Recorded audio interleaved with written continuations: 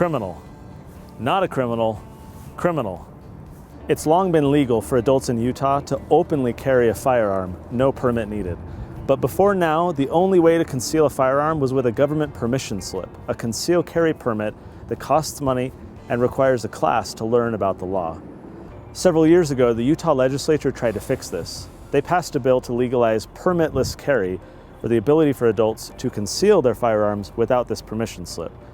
Governor Herbert vetoed that bill, and there wasn't enough political will in the legislature to override the veto. The bill never saw the light of day since then because of the ongoing veto threat hanging over the issue.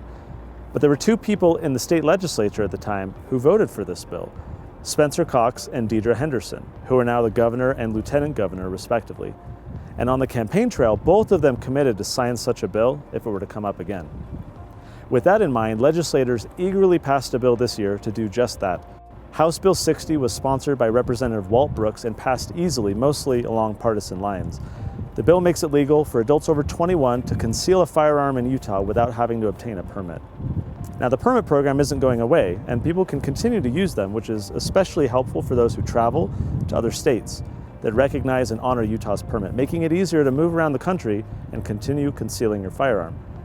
But Utah now joins several other states in removing this permission slip requirement and no longer criminalizing people simply for covering up their firearm. Many anti-gun activists opposed this new bill, claiming that it would promote gun violence and pointing to the suicide rate as a reason to maintain the status quo.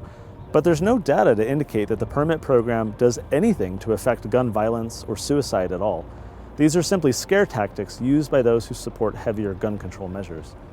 HB 60 has been signed into law by Governor Cox.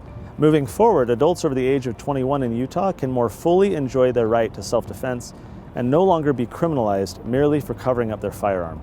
For Libertas Institute, I'm Connor Boyack.